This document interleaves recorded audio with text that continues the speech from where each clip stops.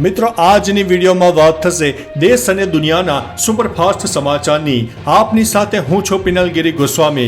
આજના સૌથી મોટા અને અગત્યના સમાચારમાં વાત કરીશું કે ગઈકાલે ભારતના અનેક ભાગોમાં મોક ડ્રીલનું આયોજન થયું હતું, પરંતુ મોક ડ્રીલના ટાઈમમાં ગુજરાતના અનેક વિસ્તારમાં ફેરફાર પણ કરવામાં આવ્યો હતો।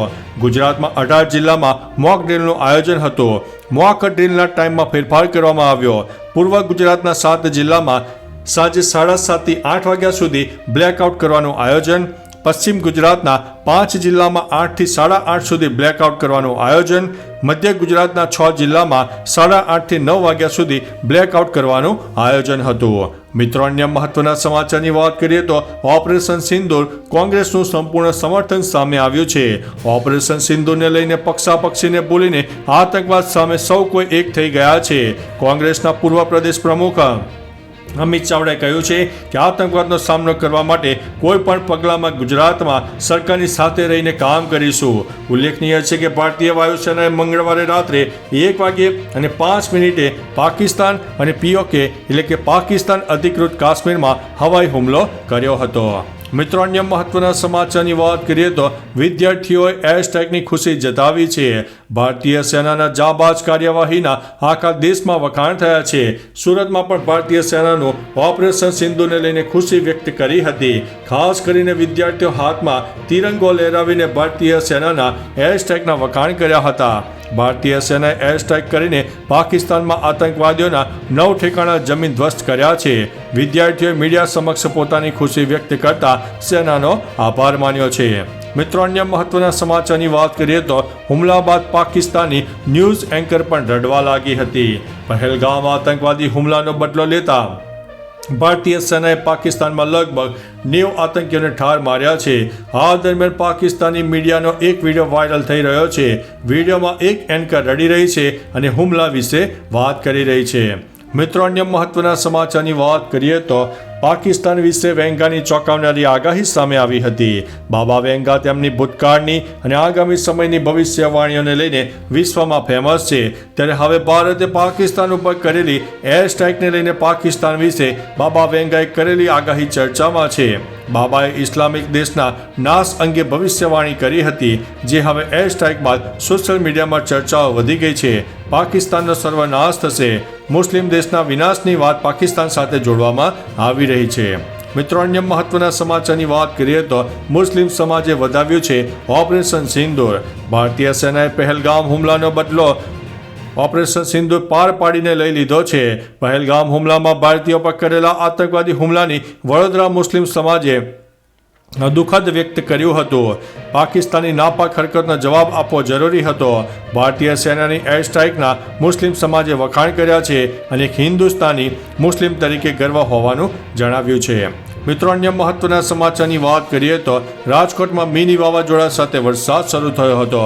સતત ત્રીજા દિવસે રાજકોટ પંથકમાં વરસાદી માહોલ જામ્યો।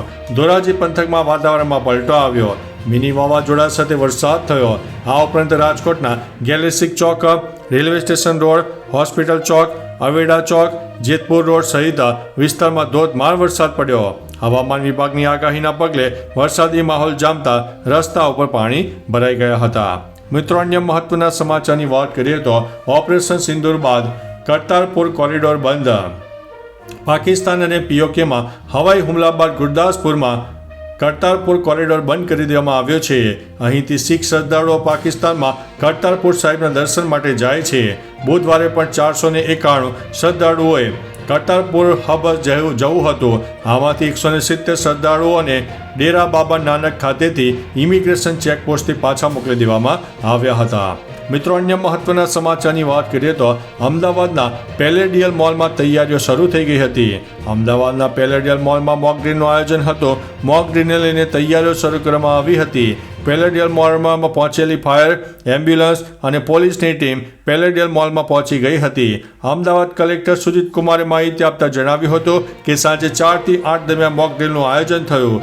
8:30 થી 9 દરમિયાન બ્લેકઆઉટનું આયોજન હતું। બ્લેકઆઉટ આખા શહેર અને જિલ્લામાં સ્વૈચ્છિક રીતે કરવાનું હતું।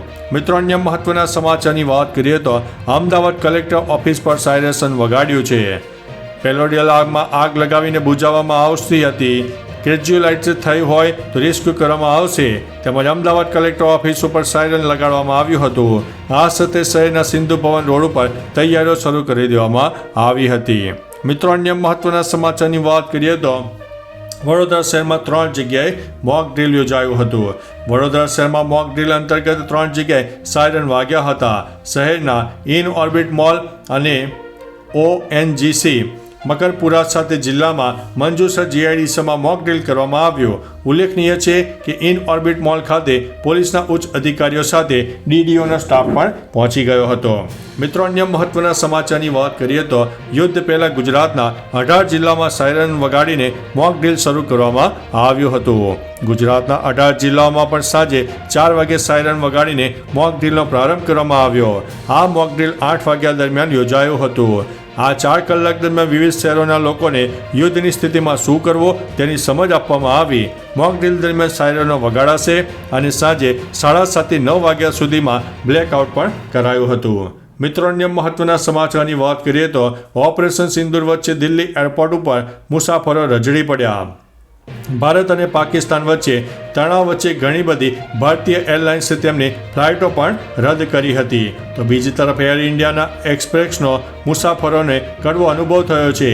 દિલ્હી એરપોર્ટથી સુરતના 25 વધુ મુસાફરોને લીધા વિના જ વિમાન રવાના થઈ ગયું, જેના કારણે સુરતના મુસાફરોને દિલ્હી એરપોર્ટ ઉપર રજડવાનો વારો આવ્યો, જેથી મુસાફરોએ ભારે હોબાળો મચાવ્યો હતો. મિત્રો, અન્ય મહત્વના સમાચારની વાત કરીએ તો પાકિસ્તાન પર એર સ્ટ્રાઇક બાદ દેશભરમાં ઉજવણીનો માહોલ. ઓપરેશન સિંદૂર હેઠળ પાકિસ્તાનમાં 9 આતંકવાદી કેમ્પ પર એર સ્ટ્રાઇક બાદ દેશભરમાં ઉજવણીનો માહોલ જામ્યો. રાજસ્થાનમાં લોકોએ ફટાકડા ફોડ્યા અને સૂત્રોચ્ચાર કરીને ઉજવણી કરી. જમ્મુ અને કાશ્મીરમાંથી ઉજવણીનો એક વિડીયો સામે આવ્યો.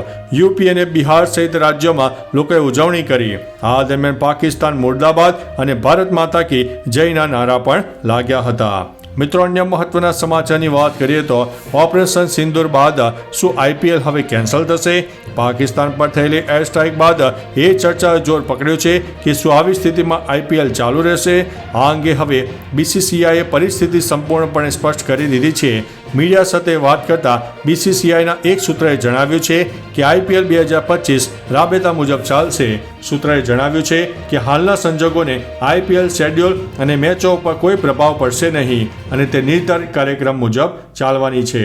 મિત્રો, અન્ય મહત્વના સમાચારની વાત કરીએ તો ઓપરેશન સિંદૂર બાદ NSA ડોભાલ એક્શન મોડમાં જોવા મળ્યા હતા. ભારતના NSA અજીત ડોભાલે ઓપરેશન સિંદૂર વિશે અનેક દેશોના NSA સાથે વાત કરી અને તેમને ઘટનાક્રમ વિશે માહિતી આપી. અજીત ડોભાલે US secretary of state Marco Rubio અને NSA સાથે ફોન પર વાતચીત કરી. ડોભાલે UK NSA, Jonathan Powell Saudi Arabia NSA, Musaed Alaiban UAE NSA, HS Sheikh તેહસાન UAE NSA secretary general Ali Shamsi અને જાપાન NSA ઓટકાનો સાથે વાત કરી હતી. મિત્રો, અન્ય મહત્વના સમાચારની વાત કરીએ તો આજે સવારે 8 વાગે ધોરણ 10નું પરિણામનું આયોજન હતું. આજે વહેલી સવારે ધોરણ 8 વાગે ધોરણ 10નું પરિણામ જાહેર થયું હતું, જેમાં વિદ્યાર્થીઓએ GSEB.org વેબસાઇટનો લાભ લીધો હતો અને વોટ્સએપ ઉપર રિઝલ્ટ જાણવા માટે 6357 300 971 પરથી ધોરણ 10નું પરિણામ જાણી શક્યા હતા. મિત્રો, અન્ય મહત્વના સમાચારની વાત કરીએ તો ઓપરેશન સિંદૂર સંરક્ષણ મંત્રી રાજનાથસિંહની પહેલી પ્રતિક્રિયા સામે આવી છે. ઓપરેશન સિંદૂર બાદ ભારતના સંરક્ષણ મંત્રી રાજનાથસિંહની પહેલી પ્રતિક્રિયા સામે આવી હતી.